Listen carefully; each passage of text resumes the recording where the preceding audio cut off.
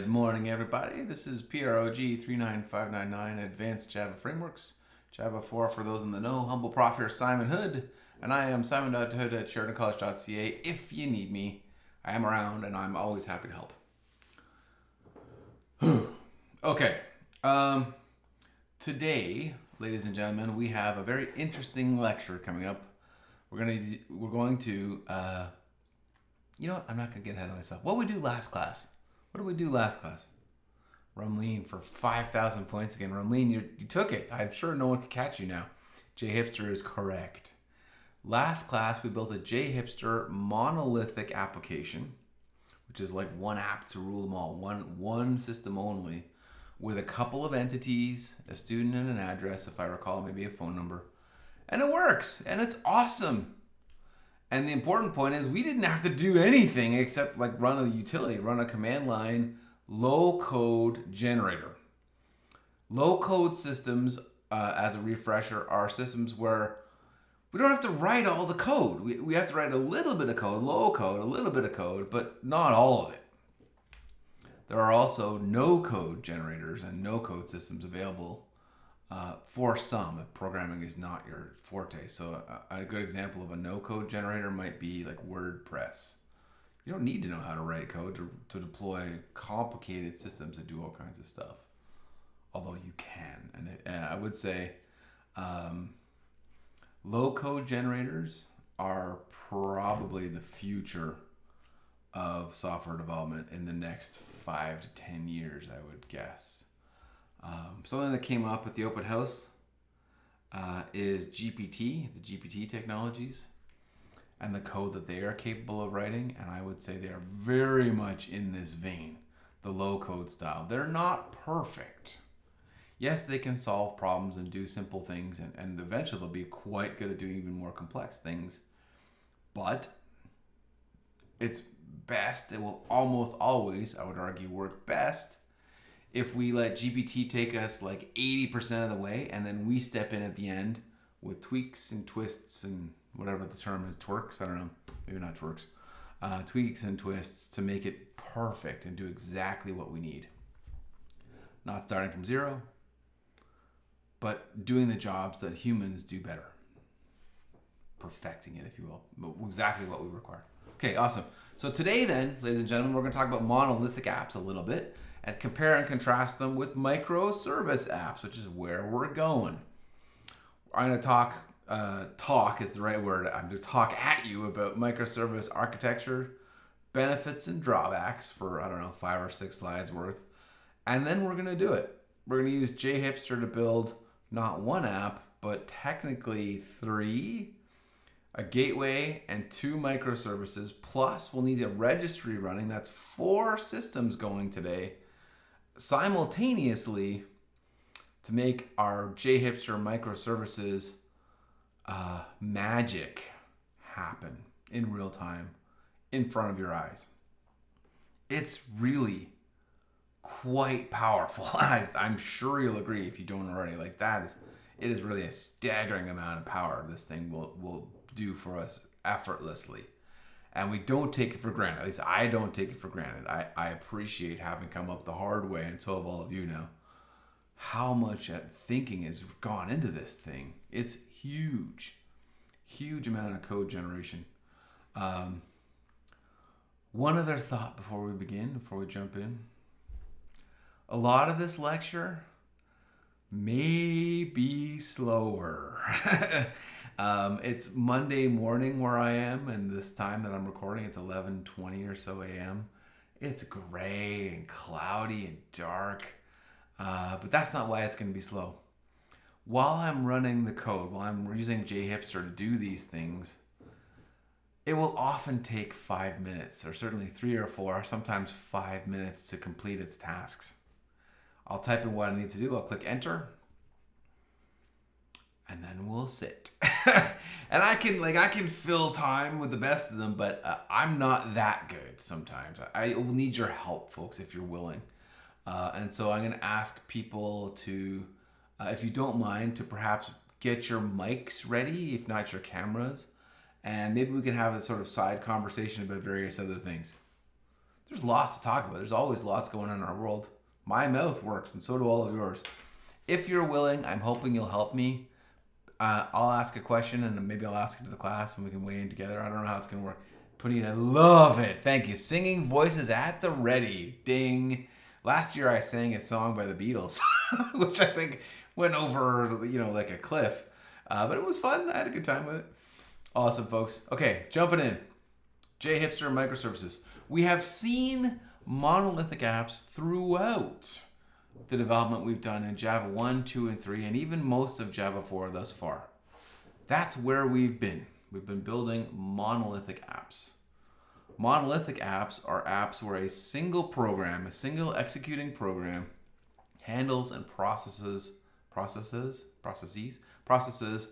requests, which are usually HTTP style via a controller in our case, most cases, which also usually involves some MVC style layer stuff. So, perhaps JPA repositories and a POJO and a database for a model layer, the M and MVC, and Timeleaf or Angular for a front end, the view in the MVC, the view layer. And all of that returns a response that is then handed back through our single and only running application to the client. One giant application only. Pardon me. Woo, bless me. Wow. There might be, dusty in here. There might be many clients on all sorts of machines using our app, the apps we've built thus far. It's not to say there's only one person at a time. The stuff we've been building is good for 10, 20, 1,000 users at a time even sometimes. That's not what I'm saying. It's not that there's only one person using this thing like it's a desktop app, but it is monolithic in that it's only one application to do it all, even if more than one person can use it at a time. Monolithic apps are very, very limited by complexity and size. They work brilliantly for some things, a handful of entities, which is mostly what we do, to be honest. If you have 3 entities, or maybe 4 or 5 max, I would say, not much more than that, a monolithic app might be just as good for you. Maybe. Bigger than that, though, bigger than, let's say, 5 entities, to just pick a number, we're going to run into certain problems, right? It will get more and more and more complex very, very quickly. Every entity needs a repository and maybe a service, and also maybe a controller, and then maybe bootstrap data. And in the working world, in the real world, more than that, we need layers of business logic most of the time as well, so we know where our money is going and where it's flowing and how many of these things we have and when we should buy more, or when we need to send someone an email to remind them of an upcoming appointment, or who knows what. There's more to do. We don't just store things, we work with things. Storage is like part of it, but it's not the point. View, edit, delete, create, CRUD, if you will, create, retrieve, update, delete. Part of it, for sure, but not all of it. That's not all it does. We usually need a lot of additional stuff, and the more entities we bolt on, the more extra stuff we also require. Monolithic apps, when applied to something really complicated like a bank, and all that a bank can be and do, are virtually impossible to maintain and develop. It's too big. If you think about the average bank, you've got mortgages and car loans, not to mention lines of credit, HELOCs, and other sort of unsecured lines of credit, checking accounts, savings accounts. You've got mutual funds. You've got RSPs and TFSAs, both of which can store, and investment accounts, 3, all of which can store mutual funds and bonds and stocks and options, all of it. Like an immense amount of power there. And you need to calculate the mortgage interest every single day and apply it to someone's account so that can be debited from it every other week or whenever they pay their mortgage. We need to figure out the exact current price of a given stock and allow people to purchase it for a little bit more so that we make money while they do. All kinds of things are happening at banks. All kinds of things. And in a monolithic app, I think you'd agree, having only one desktop or even internet style application, but there's only one of them, having one application do everything. All those things and a lot more. We also need support for our tellers. We need support for IT. We need support for like governance and compliance. People that can audit stuff so that I don't have to worry about, my teller's cousin being handed my credentials and siphoning off my checking account funds. Like at least if that did happen, I could check. All kinds of stuff. Become virtually impossible to maintain and continue development on at that scale. It is close to impossible, if it not really is pragmatically impossible, if I can put it that way. It's tough. It is too big. It's too big. So, okay. We lost action. Sorry, action. Worse even than an explosion of helper classes in a single app. Worse even than that. Even if it was possible to like get it all down in code, anytime we want to modify anything, we have to redeploy our entire system, our entire monolithic application, which is like OMG, if I can say that politely. Remember how long it took with a single domain in our Angular lectures? Minutes? Minutes is short for some of this stuff. Minutes can quickly become hours and sometimes days. Days for redeployment. Anytime we make a change, every time we make a change, I don't think days is very common, but hours is certainly not uncommon. Very easy to write applications that deploy in hours, not minutes, each time, for each and every change.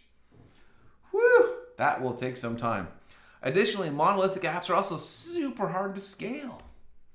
We might find ourselves with a database that's on fire because it's handling processing for thousands of requests concurrently at the same time across literally every single entity and relationship we have. It's doing it all. Maybe we can get away with some distributed database tricks for a while, like caching among others. We saw Hibernate caching and some other goodies, EH cache, for a while. But eventually, hard to argue, eventually there will not be enough power. There just won't.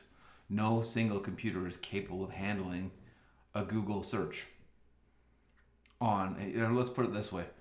A Google search searches the entire internet for keywords, generates probabilities for how relevant a particular page might be across billions of pages, sorts them in terms of like the most probable to the least probable, also all the while handling ads and placing stuff that people have paid for up top first. And it does this in usually less than a quarter of a second for every search you might do.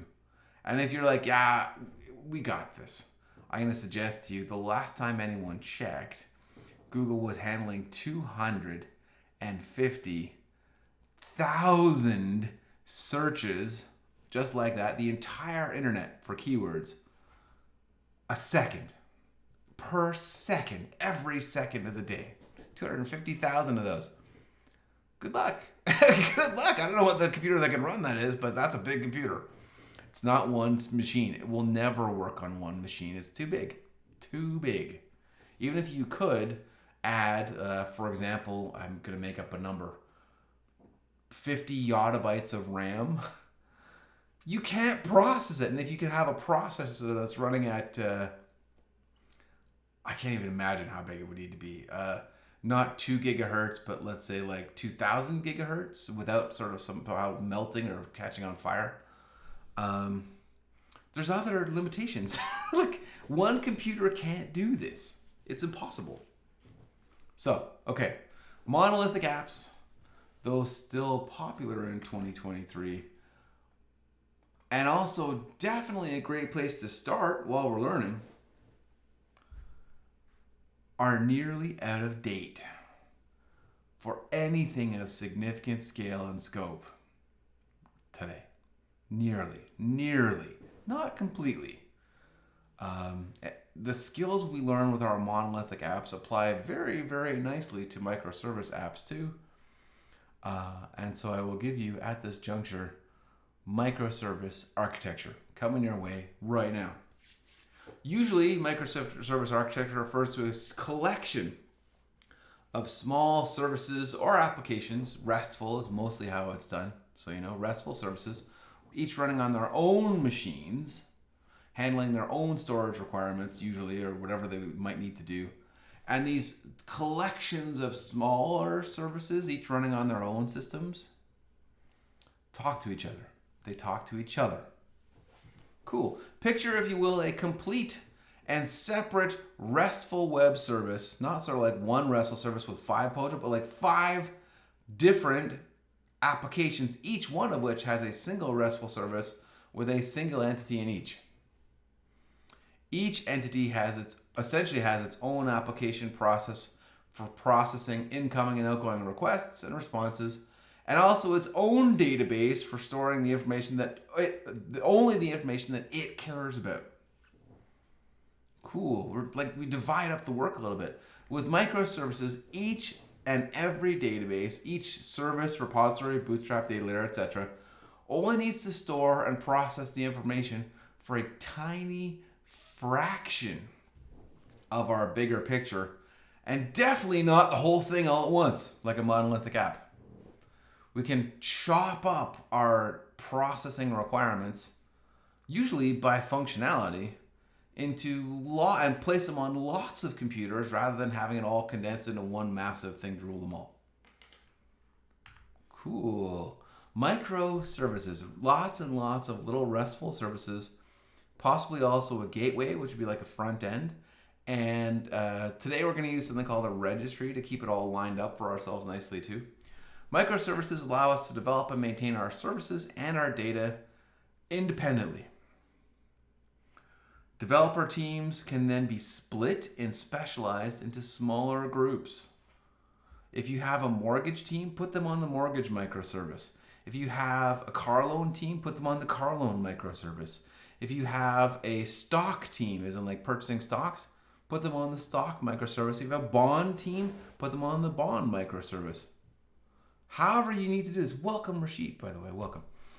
However you need to do this, you can have teams of people on each microservice rather than everyone fighting to build one application together. We know that if we design our microservices properly, concurrent development is not only possible. No worries, Rashid. Concurrent development is not only possible, it's actually easy, right? It becomes easy to do it this way. We don't care what business logic is happening behind the scenes with the mortgage department. All we care is that if we ask a certain question, we get the right answer. Cool. Not to say that we might care. We might care, but we don't need to worry about it as much.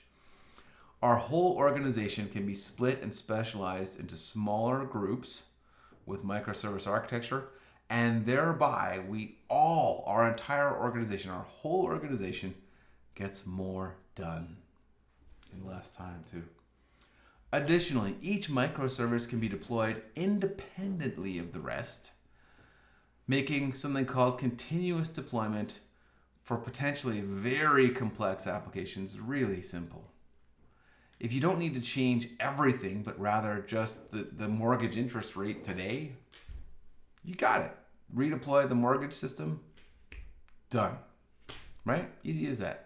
Doesn't need to check, doesn't affect necessarily bonds and stocks or car loans, checking accounts, savings accounts. We don't care about that for those other systems. We can just deploy the mortgage system, hopefully in minutes, not hours, and be done with it. Nice. Finally, microservices allow each service to be scaled independently. If our product database is on fire because it's being being overworked or overused, we can upgrade just the product service database. If we don't have enough power in products, throw it on a cloud, throw some load balancing in front of it, maybe throw some concurrent versions of that database up there, run it with, 3 redundant copies for Apple, perhaps. We can do that with a system like this.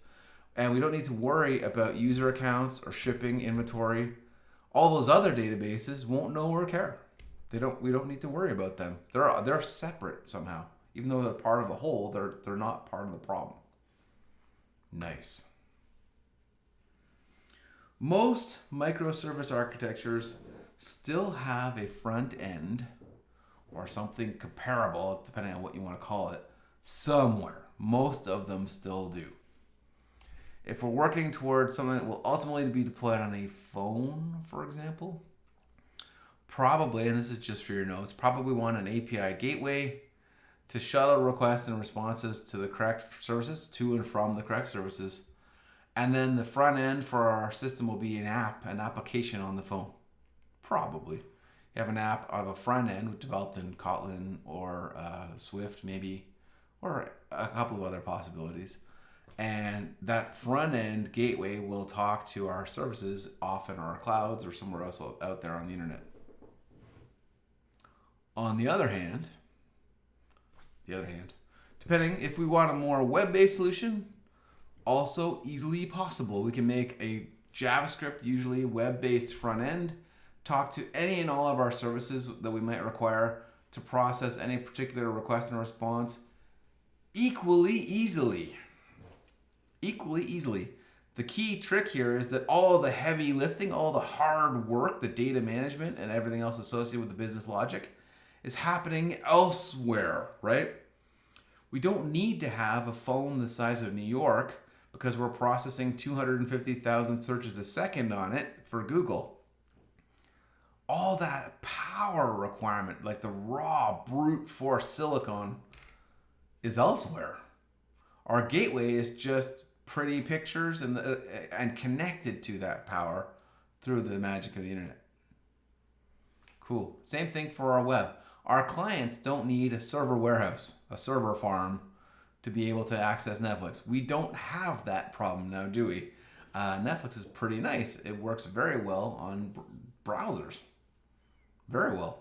Equally well on apps and TVs and everything else, but that's because it uses microservices. All the heavy lifting and storage and processing required to stream gigabytes of data, which used to be an unheard of amount. Now it's not that big for some reason, but used to be unheard of amounts of data at everyone on Earth at the same time is not something I have to do with just my phone, right? Like it happens everywhere all the time, magically through microservice architecture. All the heavy lifting is in massive warehouses of computers. Be it a browser, be it a phone. We don't have to lift that stuff. That's for the warehouses to do. So some pros for microservices. More specialized, which helps us sometimes. They're more scalable, obviously. They're independent for development and delivery. We can, work on the mortgage app without having to touch the car loan app. Reduced cost of failure. If one of those services goes down, it does not necessarily mean the whole system dies. And if one of them is down, sometimes we can say check back later without blowing up lots of other functionality at the same time. Flexible tech stack is a nice one, by the way, for folks who are working on capstones. Whatever you need, right? If you want a RESTful web service written in Java, I'll be like, right on. That's probably the easiest, best way to do it. And if you want a front end written in JavaScript, I'll be like, right on. Why not? That's equally good, probably, or almost as good. And if you want a RESTful web service written in C#, I'm going to say, well, shame on you, but it's not wrong. It's not wrong. They can do it too. And if you want a front end written in Kotlin, I'm going to say, have at it. That's also a valid combination. Any combination essentially can work with this stuff. And obviously, microservices are much more manageable overall. We chop a lot of the more complicated processes into smaller subsets. We group them into smaller subsets. And that allows us to split teams and have some specialists work on the things that only they know. Cool. It's not perfect though. It's still not perfect. There are a couple of cons for microservices. Sometimes it's more complicated. So sometimes working with microservice architecture, we need more time to develop this stuff because there are even more layers, more additional layers, two of the obvious ones being a gateway and a registry, which we haven't talked a lot about. We'll see them today though. But even more than that, sometimes the services need to talk to each other in interesting ways on the back end. Sometimes. More time needed for design. If you're designing a system with 30 microservices, you better plan ahead. I have an example here. Is a product at our service called a part or called an item at the gateway or at every other service, of which there might be? In the case of Netflix, I think we saw, thank you Paneet, by the way, I think there's 1,000 microservices for Netflix. 1,000. Are all of them calling it a movie? Like, I don't know. Show. I don't know what they categorize their stuff as. The important thing is everything needs to work together ultimately. And so we need to be really careful that we keep communication open and also tight so that we don't accidentally misname things or get confused about what is coming back at us with our mortgage data. Are we getting the interest rate or just the amount owing? Is that interest rate coming back the daily interest rate or the yearly interest rate? We need to be careful with this stuff, right? It's actually money involved. We can very quickly have very big problems. And finally, the data management requirements for lots and lots of microservices can be pretty extreme if we're not careful. If you're on Netflix, you have a good percentage of the world's internet traffic. YouTube's up there too, by the way. Another good example of this, the one that I haven't mentioned yet. YouTube also all over this architecture, I'm sure. The data management requirements for Netflix and YouTube are among the largest on earth. Among the very biggest. The biggest of the big. The biggest of them all. Shuttling all that data around, not to mention like just storing it and keeping track of it in a way where we can search it easily, is immensely challenging. Like, that's a tough thing to do. There are lots and lots and lots of separate independent sources, and really we need to be on them all the time to make sure that it's working. It's not one database, it's thousands of them now. Independent, individual databases that need to coordinate and communicate towards a whole common good. More, right? It's more, it's bigger. Cool beans, though. You're sold. You say, I'm sold anyway, Simon. I get that it's not perfect. I get there's lots of advantages. I'm sold. Class, should we try one? Should we try to make some? What do we think? Say aye if you'd like to see this thing happen. Daria says yes. Daria says aye. Almond says aye. Aye. Aye, says Shimei. Welcome, Shimei. Aye, says Rashid. Awesome. Awesome, folks. Let's do it. Edgar, thank you, Ramleen. Aye, thumbs up. If we wish, we can actually navigate to our jHipster JDL studio and click the template to our simple microservice sample and see some structure that they suggest as just a way to get started. They have, in this architecture that they are suggesting as a possible sample, an application, a microservice running on its own, using JWT with a MySQL database that contains two entities, an A and a B. A has many B. There's a one-to-many from A to B. And that's it. That's an entire application onto itself. That's a whole running program, a database, and connected to a database as well. And there's a second microservice that only knows about C entities, and it's connected with JWT again, running on MySQL again. All it knows about is the C entity, whatever that might be. And then interestingly, there's also a gateway that's the front end for this particular microservice architecture application. It's running on React JavaScript. It's using JWT for authentication. You kind of have to at this point. And it's running on MySQL as well. It knows about our A and B microservices, that A has many B. It knows about the C microservice. Again, a separate thing entirely. Both of those separate entirely. And for good measure, you know what? It's a gateway. It's running on the internet somewhere. It's not a desktop app. It also has data storage requirements of its own, which are not in microservice form. Just to illustrate, You don't have to make everything a microservice, but depending on your scale and size, use good measure, use good sense. You don't have to make it all microservice though. Cool. Here's what the JDL looks like. Lots of configuration for my app 1 and my app 2.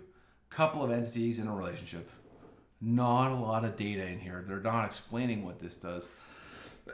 They're focusing on the architecture of it instead. You can. It's not wrong. I don't need this though. I'm going to make my own, I think.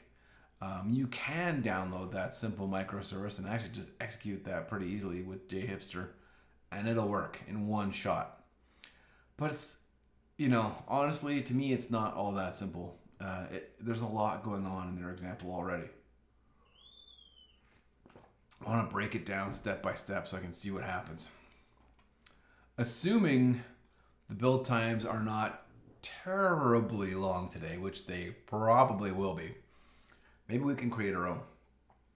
I've tried this, it worked. Tried this a couple times. I can make this go.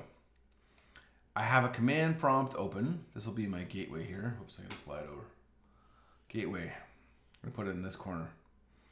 And in a command prompt in my Eclipse workspace, there are this year's lectures, this semester's lectures, sorry. I'm gonna make 4 directories.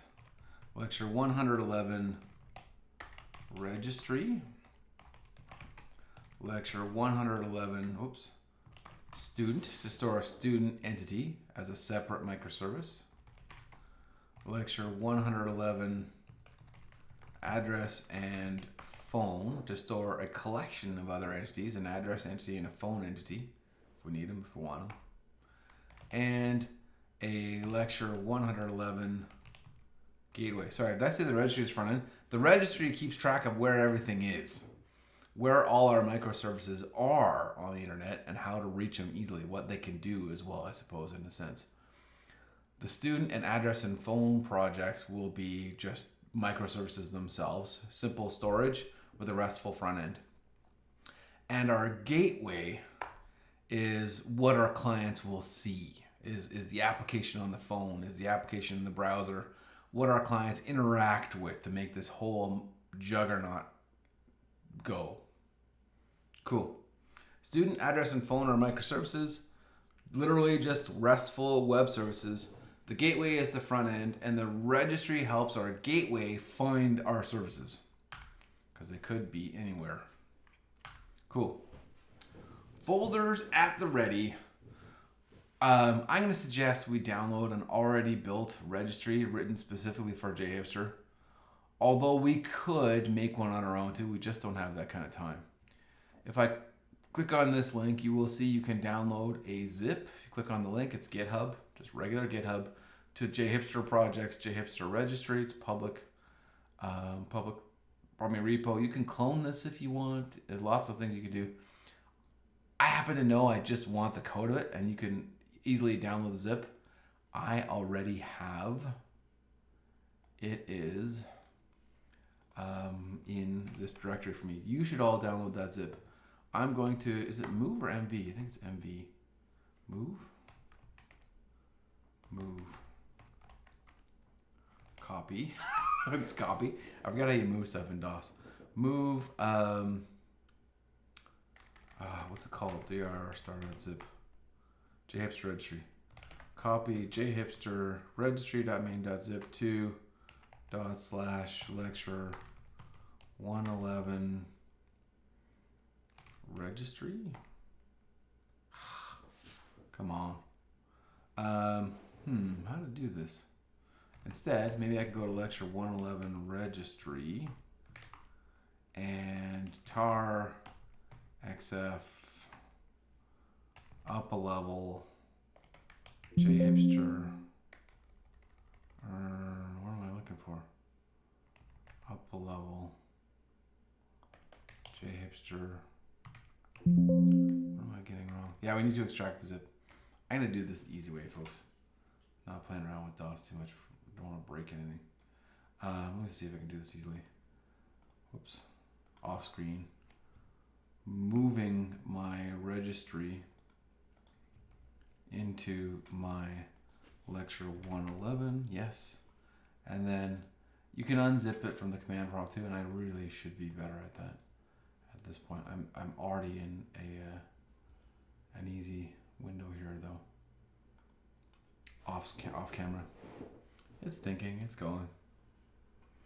Extracting the jHipster registry into my lecture 111 registry directory. So now I can go into jHipster registry main, and oh man, too many levels deep. And there it is.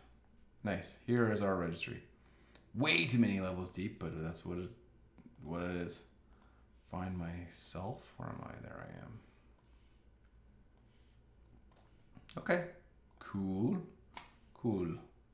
To run our registry, when you've got it extracted, you can unzip it. You can type tar-xf if you wish in the file name, the zip file name in Windows as well. And there's lots of other ways to do this. I think unzip might also be a possible command. When you've got it extracted in its own directory, lecture 111 registry or something comparable, so it's not confused with anything else, we can then say maven wrapper, mvnw, and run it. And it's going, it's thinking, it's doing its thing. Might take a few minutes to run this thing, spin it up. But I'm not going to worry about watching it too much. We'll come back to it perhaps. This registry is going to register our microservices so that our gateway can coordinate and interact with them. It's going to help our gateway know what's out there and what it is out there, what each thing out there can do, so that our gateway can interact with them, with those services. Nice. Got to leave this command prompt window open. It's still spinning up. It's doing its thing. Got to leave it open. We'll come back to it. Cool. Now, a second window. Maybe I'll use this one. A second command prompt. And this one I'm going to cd into my student directory. And in my student directory, I'm going to run jHipster. This will create our student microservice, our microservice application, the student microservice part of this particular application. Cool. Okay. I'm going to try to put our, maybe I can do this. Going to be quite a lot of windows open today, by the way, as well. Spinning up jHipster. Also spinning up our registry. They're thinking, both of them. And at this point, oh, there we go. Nope, I was going to take a swig of smoothie. We're not there yet. I want to create in our student jHipster microservice, not a monolithic, obviously, but rather a microservice application. The microservice. Do I want to enable micro front ends? No, don't need them. What's the base name? I'm going to call mine student. You could call it lecture 111 student. It's lots of possibilities, whatever you require. Do I want to make it reactive with Spring Web Flux? No, I do not. I could if I needed like thousands of concurrent transactions. More power than I require, although it's nice to know that it's possible. I'm going to run this thing on port 8081. Yes, that sounds right. So that it doesn't conflict with my gateway, which will be on 8080, or any other microservices, which will have to be on their own unique ports. My default Java package name is CA Sheridan College .hoodsci. That's my package name.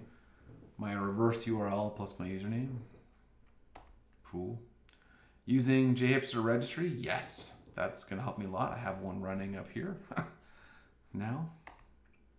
Using JWT for authentication, yes, absolutely. Using SQL with MySQL for production and H2 in-memory persistence for our development database, because we love it. For this particular microservice, I'm going to use, for all our microservices, I'm going to use Hazelcast. They are suggesting I use Hazelcast, a distributed cache for multiple nodes supporting rate limiting for gateway applications. Might save us from certain headaches later. For our purposes, it won't matter at all, but if you're getting really good with this stuff, this is what they're suggesting I use. I don't think they're wrong. Using Hibernate second level caching, absolutely. Using Maven because we love it. I don't need any other technologies. I don't need internationalization, although we could use it. I suppose I don't need it. Using English as our default native language. I don't need any other testing frameworks, although there are some. And I don't need any other generators. Awesome. Now thinking.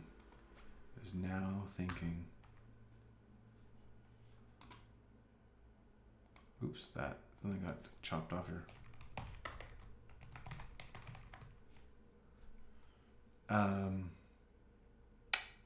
Yeah, I'll get back to that microservice in a second. Think I got all of this. Hazelcast, no other generators. Awesome. And here we go. Great. Now, looking at our student microservice, finished. It finished. I now need to run the JDL for this microservice, the jHipster script, jHipster domain language, to make my entity. I have the student JDL.jdl file handy. Looks like this. It's got an entity of type student that stores an ID, a name, an email, and a birthday. Simple, standard Java types, long, string, local date. Nothing too hard. I'm just keeping this, trying to line it up with the examples we built all throughout the course as much as I can. Our standard student example, ID, name, also an email and a birthday. Great. I am going to copy that student JDL file into my student directory here, and I'm going to look for it now, dir star.jdl. I've just copied it into this directory. It's in Slate, Daria. It's in Slate. Star.jdl. There it is. And so now I can process this JDL, jHipster, with command line tool, JDL, student JDL.jdl. To create our data structures and also the relevant code for interacting with them. Make sure I get that right. Might take a few seconds. It's going much faster than I thought. I have a very powerful computer here today. I'm going to, overwrite the changes for Liquibase. I'm going to use all at this point. Overwrite any changes it asks for. I know it knows what it's doing. At least mostly it knows what it's doing. And there we go. Our student microservice should be pretty much ready. The student entity, the address entity, and the phone entity we're creating are just an attempt to expand upon our standard student example as I've seen thus far, as I said. But there's a lot of power here should you need it. I hope you'll make this amazing and make it fit your own needs. Whatever you want, whatever you require. Cool beans. Okay. Repeating for address and phone. And this time I might go a little bit more quickly. So this is going to be my address and phone jHipster window. CD space address and nope, can't do that. CD space lecture 111. Address and phone, dir, jHipster. Again, one more time, making a microservice application. I don't need micro front ends. I'm calling this address and phone as the base name. I don't want Webflux. I'm going to put this important point. Putting this one on port 8082, not 8081 or 8080, so there's no conflicts, right? Obviously. Default package name, same as ever. CA Sheridan College.hoodsci. jHipster registry sounds good. Using JWT sounds good. SQL, MySQL for production, H2 in memory for development. Hazelcast sounds great. Hibernate caching, why not? Using Maven, yes. No other technologies. No internationalization support, although it's there if you want it. There's no front end of this though. Using English, yes, thank you. No other testing frameworks needed and no other generators needed. Unbelievable. It's going fast. That was quicker. And off camera, I'm going to copy my address and phone. Actually, one thing I want to show you while this is going. Actually, not yet. I'm going to open my address and phone JDL off camera. There it is. Whoa, what did I just do? Oops. Uh-oh. Might have screwed up my video. Still live, still live. Hopefully this works, folks. I may have screwed up the video. Our address and phone JDL file has an address entity with an ID, a street, a city, a province or state, and a country. And our phone entity is just an ID and a string phone number. And I do recommend you use strings for phone numbers. Lots of people put brackets, lots of people put dashes, lots of people put spaces. And if you're not handling that specifically, you may run into trouble if you put it as a double or an integer. Even an integer, sometimes I think phone numbers are bigger than the biggest int. Depends. I think 2 billion is roughly the biggest int. Anyway, so here's our address and phone JDL. And so off camera, I can probably paste that into the address and phone directory. There it is, looking good. And now jHipster JDL address and phone JDL.JDL. I feel like I'm forgetting something. Come on. See what it does.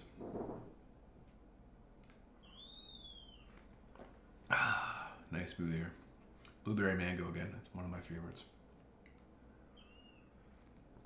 Narian, you made it. Welcome. Overwriting all of our changes. I think there's about 17 or so people in the room with us today. Less busy than usual, but lots of people here still. Wow, was that ever fast? Awesome. Record speed, warp speed. So, okay, ladies and gentlemen, the code for our microservices, or both our microservices, there are two now, fully generated and on our systems. And we're going to get them up and running in a second, but we're going to need a token from our gateway first. I may have skipped a step somewhere. That's strange. Oh yeah, as such, let's create our gateway. Thank you, Simon. Nearing the end of this lecture, if you can believe it. One last command prompt as administrator, navigating to the gateway directory. I'm going to use this command prompt for that, which is over here. And my gateway, make sure you're in the right directory. It goes without saying.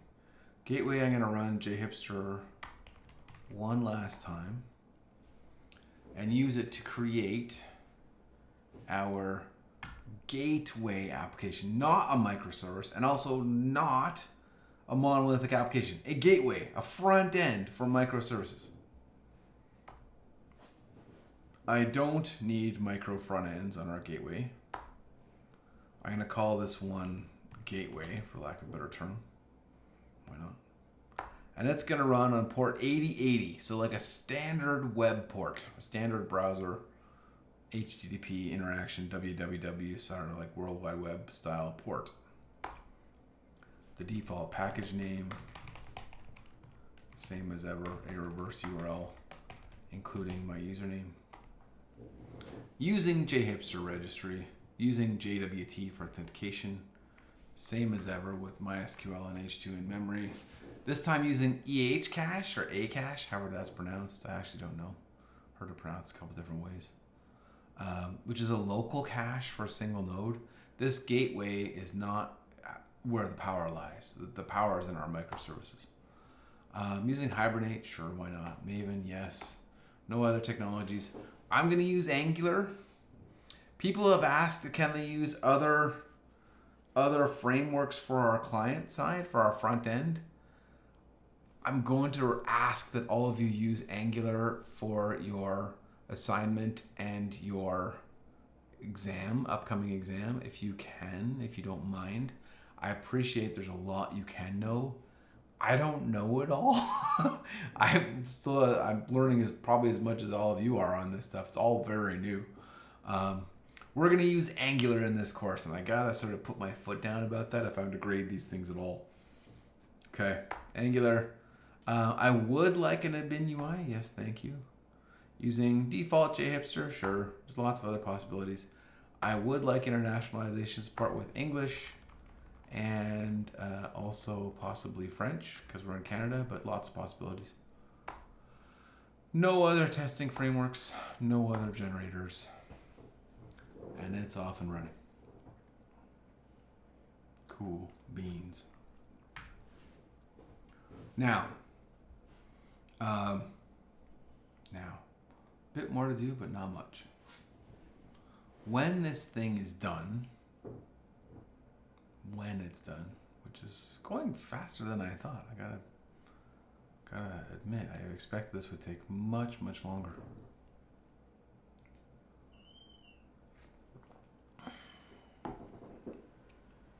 Build success, that's a good sign. Here's the slow part. Compiling the front end.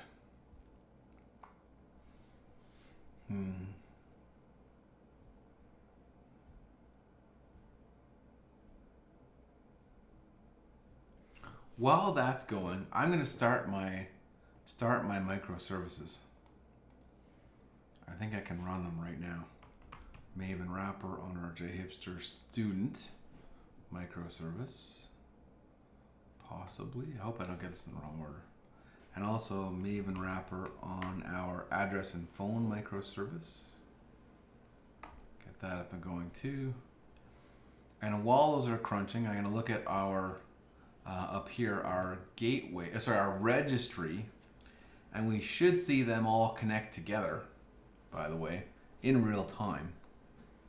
The registry knows about our other two microservices, and so when our microservices start, the registry should literally register them. What it does. Yes, that's happening. Great.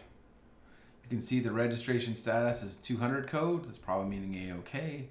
It found our registry.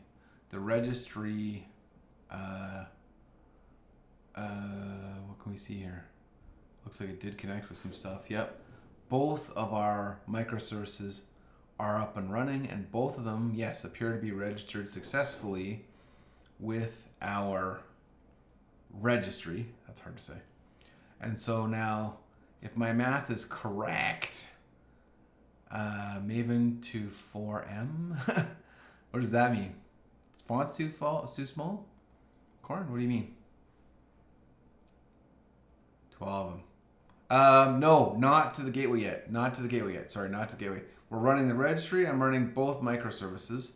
I need to connect my gateway to our microservices now, though, too. So I'm going to do that. Hang on. Our gateway needs to know about our entities. I'm getting ahead of myself. We need to tell our gateway, hey, gateway, somewhere out there via our registry. Hold on, Daria. To run them, you type mvnw, but we're not quite there yet. Somewhere out there via our registry, we're telling our gateway there is an entity by the name of student. jHipster entity student. Thanks, Cor. That looked good, I think. Telling our gateway there is a student microservice out there somewhere, a student entity that it could know about. Do I wish to generate it from an existing microservice? You bet your dollar. Yes, I do. It is already an existing, in fact, even up and running microservice. The path to this microservice is up a level and then down into lecture 111 student. Hope I get this right. Yep. That's where that particular microservice is running from. Yes, I want to regenerate the entity. There are other possibilities. Pro tip, you can actually modify entities in real time, add fields, remove fields, and the rest of it through the jHipster command line tool as well. I don't know why you'd want to, but you could if you need to, if it's really that huge. I'm going to regenerate my entity, yes. And let's see what this does. Yes, I'm going to overwrite any changes it needs. And we should be momentarily. You may see it's running rimraf there. That looks familiar. npm run clean. A couple other great operations. ng build. Doing its thing. Might take a minute. I typed A to overwrite the changes, Nadine. You can type yes, but yes overwrites one change and there might be a bunch of them. You have to type yes a bunch of times, potentially, whereas A will just say all. Yes, all of them is sort of what it means. Yes, all, instead of yes for one at a time. A for all, yeah. Awesome, Liam. Only one change needed then. Good to know. I got in the habit of saying all for that stuff. Whatever you need. It's not right or wrong.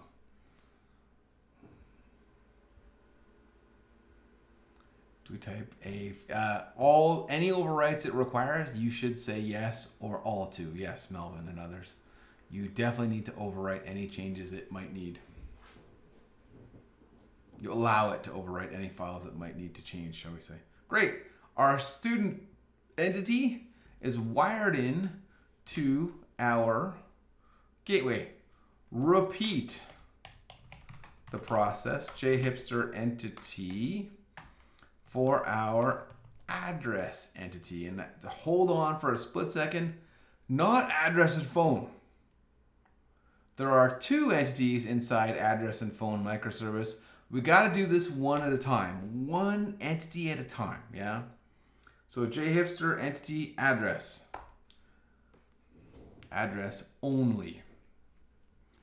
That is from an existing microservice, yes. The directory it is in up a level and then down into, oops, I would have had that wrong. Lecture 111, address and phone. I think that looks right, I think, yes. Yes, I'm going to regenerate the entity. And then, yes, I'm going to overwrite all changes if it asks, if it needs any. And it's doing its thing. And I'm sipping my smoothie. This cup whistles. Can you hear that whistle? Can anyone hear it go ee as I take a sip of this thing? One more time. Our final entity, jHipster entity phone, our phone entity, in our gateway processing, or I don't know, gateway or command terminal. And it is also, yes, again, an existing microservice, absolutely. It is in lecture 111, address and phone, that's great. Yes, I need to regenerate that entity, yes. And I'm going to overwrite any changes it requires, absolutely.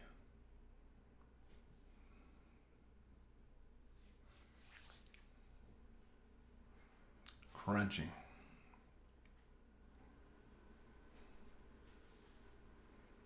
Crunching. From here, actually one more time, one entity per command, folks. Even if a particular microservice is managing two or more, you get one entity per command with the jHipster process here if you're doing it this way. Now, important point before we run. Nuts. I might need to stop. I do need to stop our student and our address and phone. Nuts. Nuts. Stopping the student service. Apologies, I shouldn't have started it yet. Control C will let me. Yes, there we go. Yes. Stopping both my services. I didn't need to run them yet. Apologies, I forgot about something. Stopping the student microservices. I am going to just check in on our gateway one last time. Good, it's done. Okay, great. So now, something kind of weird, and I don't know why they do this. I just work here. I get it makes perfect sense, I suppose. Do you recall with our RESTful web service with security lectures that we had a JWT JSON web token that needed to be shared across both sides? Most visibly, we did this with Postman. We registered our account on whatever service we had, and then we had to copy the JWT that was created and use it to authenticate, if you will, on our other application, on our consuming project, which is very close to our gateway. Similar process here, although maybe slightly less elegant, perhaps. I'm going to edit our lecture 111 gateway source main resources config application dev YAML file, which is a mouthful. I can navigate to it here and possibly do it a hard way, but it will just take me too long. I'm going to use Windows off camera. Lecture 111 gateway source main resources config application dev YAML, which looks like this. And I'm going to scroll down in here looking for some YAML that begins with jHipster, looking for jHipster security authentication JWT. And in here specifically is a base 64 secret. Cool. This is our base 64, at least 256 bits long security piece, shall we say. And it is a requirement for this thing to go. If we want it all to talk to each other, it's a requirement that I copy this secret, copy, Control C, and paste it in, or rather replace the secrets in our student, I'm trying to say this correctly, student source main resources config application dev YAML file. Replace the secret in here, this thing. Make them the same, if you will. I'm using the one from my gateway for them all, so I'm going to replace. It's going to happen fast. 1, 2, 3. There it is. And save this file. Replacing the secret we're using for our generation for cryptographic stuff in our student microservice. And also replacing the base 64 secret in our address and phone source main resources config application dev YAML here. Being careful about any extra characters too. Gonna happen fast. 1, 2, 3. Done. Save that file. And we are most of the way there. All three of our systems are now using the same JWT secret, shall we say. It's not quite the same token. They'll all generate towards the same token though. And we can now communicate theoretically between them efficiently and effectively, and also secret, like, how to say this, without risk of bad actors doing things we don't want them to do. Sorry, Nadine, I missed that. Can you put that in the chat again? Copy and paste. I missed that. Nadine?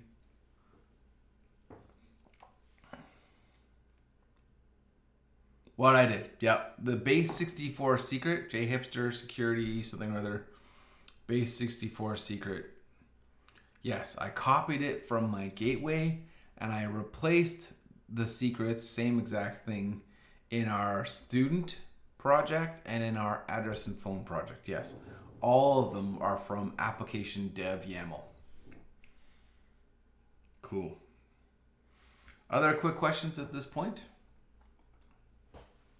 We're pretty close to done. I'm pretty close to being able to run this thing. In fact, I'm going to at this point, I think. Going to run our student microservice, Maven wrapper, MVNW. Going to run our address and phone microservice, Maven wrapper. One more time. See what this does. Looking at our registry while we're at it. Making sure that it does in fact register them. That's looking good. I see student went in there. And I think address and phone's in there too. Yeah, there it is. Great. We got it. Ha! Nice. Okay. And so now we should, if everything is right with the world, and by the way, was that ever a ton of code generation? I didn't have to write any code yet. Thank you. That's a lot of code generation. I'm going to say thank you a bunch of times at the end of this lecture too. We're now, with all that code generated, ready to run our gateway. Maven wrapper on the gateway. And hope and pray that it works, because it may not. A lot of things, like hundreds of thousands of things that could go wrong at this point. We're trusting, we're trusting a lot of things work the way they're supposed to, and it's not a guarantee. And because there are so many technologies involved in these projects, the versions are constantly breaking each other too. But, we have tools and tricks for dealing with that, I suppose. Spring Boot uses curated dependencies and the rest of it. There's different ways to do these things. It's thinking. Our gateway Angular stuff is thinking. It's looking positive. I see Java starting. Looking good. Yeah! Check it out. Ladies and gentlemen, are you still here with me? Say aye if you're still alive. Anybody still here? Come on. Shivang, you're with me. Awesome. Rashid's still here. Ken is here. Rumleen is here. Folks, you made it. We're here. We're at the end of this massive subject. Fair, Shivang. You'll have the video, I hope. And if you just follow through, thanks, Terry, and Liam too. And also fair, Liam. That's where you're stuck. You have a little bit to do then. I'm sorry about that. It works, says Ken. Great. I want to show you too. Thanks, Ken, for reminding me. Let us navigate to localhost, port 8080. And ladies and gentlemen, I give you your Java jHipster gateway. Got a different dude here. He's got a tattoo on his arm this time, and a beard and an earring. Cool guy. Gonna log in as admin. Why not? And there we go. And we're in. Hold on to your hats. Looking at the entities for this particular application. Yes! It knows about our student entity, it knows about our address entity, and it knows about our phone entity. Very, very promising. Looking at our students. Yes! There they are! There they are! Our student entities. Our students in the database. And you can create a new student if you wish. I don't know, put myself in here maybe? Why not? Sure. My email, simon.hood@sheridancollege.ca. And my birthday, which is not during this semester, otherwise we'd be having a party. Whatever, I'm just going to put something fast. 2023. Great. Am I in here? Yes, I am. Great, there I am. And we can edit me if we need to. Sure. And we can delete me if we need to, or view, and then click to edit if you wish as well. I'm here, and I'm suddenly gone.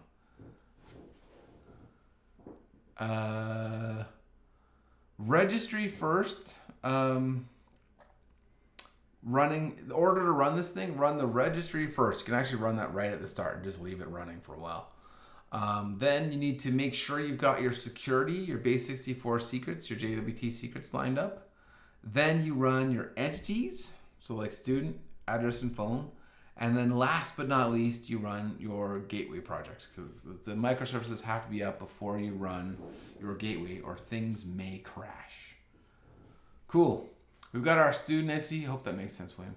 We've got our address entities. We've got our phone entities. Awesome, folks. We are good to go.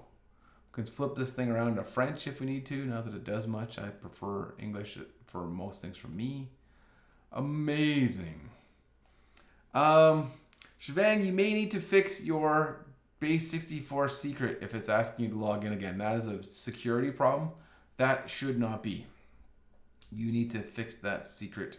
Make sure all three of the secrets for student, for address and phone, and for gateway are the same secret. Cool. Folks, we got this. We got this. Couple cool things to show you, perhaps. We should be able to check out administration gateway at this point, administration gateway, and confirm, not that there was any doubt, but confirm there are in fact 3 other things running here. The registry, for sure, is running on port 8761, which I believe is a reserved port. I could be wrong about that. Our address and phone service is running on port 8082. Our student service is running on port 881. There are IPs associated with this. No requirement that these all be on the same computer. A little bit easier if they are for me and for you to generate them, but wherever you want them, really. On the internet is literally the requirement. That's it. And there's a lot of extra information on the side here that's just hard to read. I don't know why they chose to make it white on a light gray background, but maybe that's just my computer. I don't know. The port, the profile, the version, and the zone, should you need them. And you can refresh this from time to time if you're adding or removing services or modifying services. You can check that your services are all running as expected. They're all up, and also your registry is up. Whatever you need. Here for you. Second cool thing to show you. Administration API. I forgot to show folks this last class. Swagger. And people are going to demonstrate Swagger, I hope, for 1 or 2 of the projects. One of them, I believe. William, I don't know. I can't help you with the download. I don't know. Oh, there you go. Good man. We've got Swagger, which is it's an API gateway. It is essentially like generating a postman specifically for our projects, per project, if you can believe it. And so if you have a RESTful web service and you connect it up with Swagger, which I'm hoping folks will show us how to do in our project in a week or 2, you can have Postman-like properties created, Postman-like options created for you. This is our gateway for here. So we've got user resource, account resource, some JWT stuff. Nothing all that helpful for our gateway. But check it out. I'm going to switch this from our gateway to our student microservice. And now we've got something really useful. We can make a get to a specific ID, a put, a patch, a delete. Excuse me. Or we can make a get to the whole collection. Excuse me. Or a post to the whole collection. COVID. Let's make a get on a specific ID. Why not? What ID? I don't know. 5. Who is the student with the ID number of 5? Here they are. Their name is Shoes. Okay, good enough. There's an email and a birthday. That's awesome. And if you want to make a get on everybody, also an option. Whoops. You can make a get on all the students, which is going to, it tells you what your schema will look like. ID, name, email, birthday. Tells you what media type it actually asks you, what media type you wish to use, like to receive it as. I can execute a get on everybody. Different ways to do this too. It can also be done from a command line prompt, if you can believe it. Here's the URL that we executed this get request on. Also super helpful. You can do this in a browser too. And this is the information that we got back. Our collection of students, all our students. Unbelievable. Unbelievable. Really, really helpful. Awesome. Same thing for put, delete, patch, and everything else. Amazing. Amazing, folks. Have fun with this. Truly huge, huge, huge amounts of power here. Theoretically, you could also navigate through the various YAMLs for your microservices and enable the H2 console on each. We know how to do that. We learned how to do it in Java 3. Same as it ever was, folks. It's just the exact same way we've always done that. You could go into your into your YAML files, same thing as properties, and enable the H2 console. And if you did so, theoretically, you could also navigate to localhost 8081 H2 console. And if you did it for address of phone, localhost 8082 H2 console, which is also unbelievable and brilliant. Same as ever. You know what you're doing. You've learned it all. You've learned it all. You've seen it in action. You've actually built most of this from scratch. Something close to it. And, Corn, yeah, well, you know, how to say this correctly. This would have taken us months had we developed this all from scratch. Probably. It did take us months, really. We had to learn all what we're doing. Cool beans, folks. And that's what I had to say about jHipster and microservices. I've said it before, and I'm going to say it again. jHipster, and especially with microservice architecture, is hands down the single most powerful thing I have ever seen in the Java universe, period. Unbelievable, ginormous power at our fingertips with this thing. Really staggeringly, hugely, mind-bogglingly powerful. It does what we need. It does what we ask.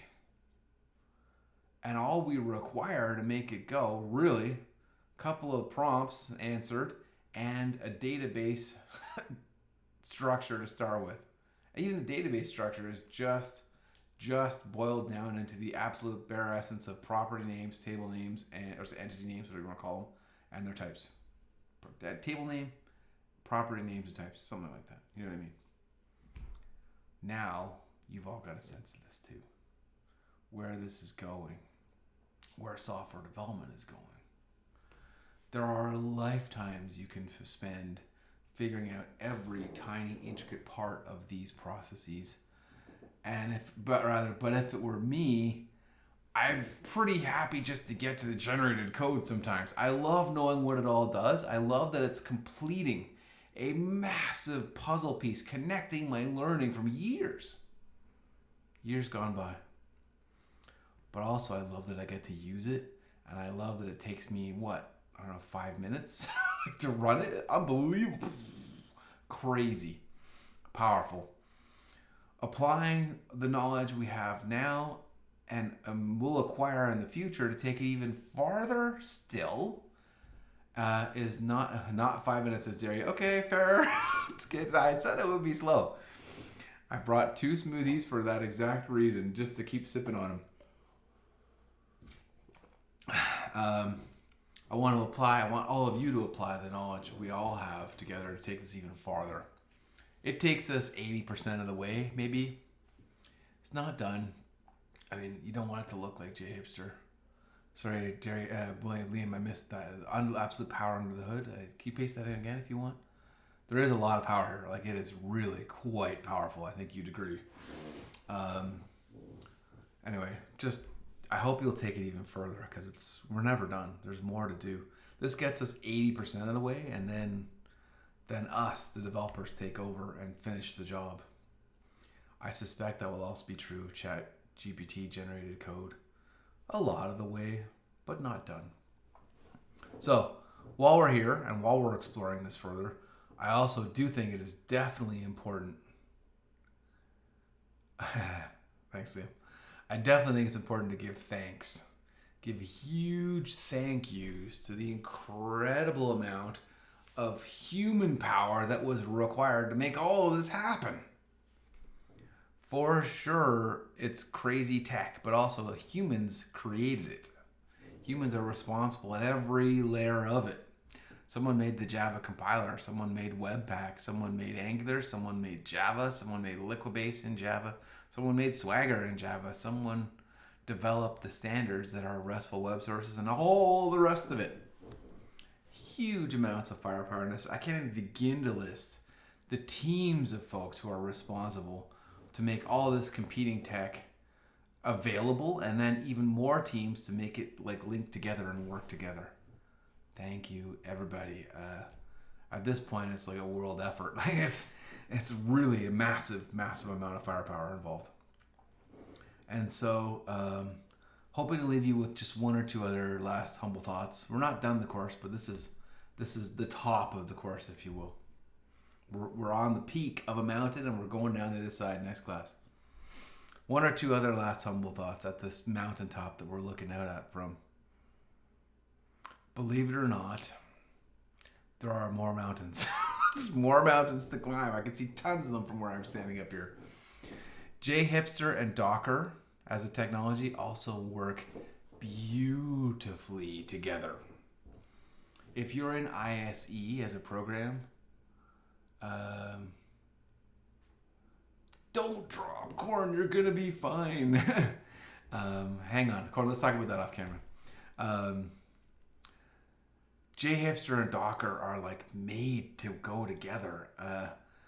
They're made for each other. We can generate and start all our amazing tech. So our databases, our services, our microservices, our registry and our gateway with Docker and jHipster combined. And it's actually easier. If you complete it, easier, not harder. It's easier. One file, starting one process, can do all of this stuff, everything we did today and more. All of it in one go. You just run the Docker file. Amazing.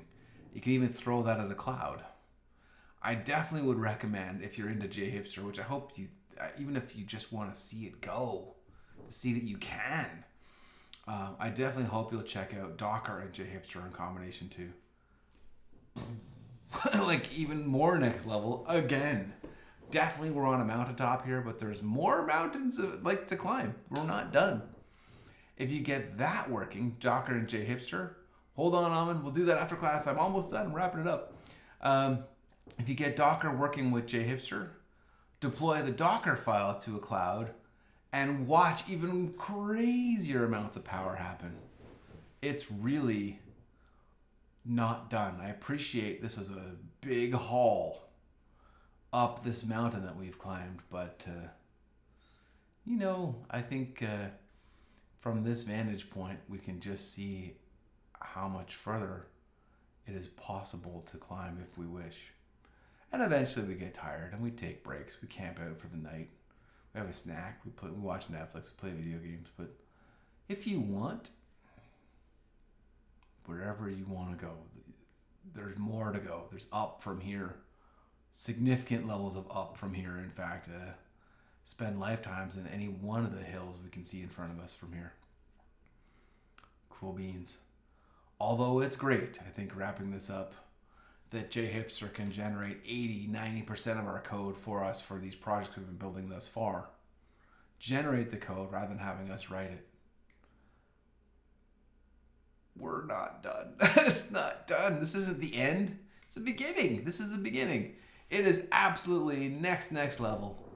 But there's still lots of levels up to go. Lots of levels up from here. Huge new worlds to explore after this when we get this done.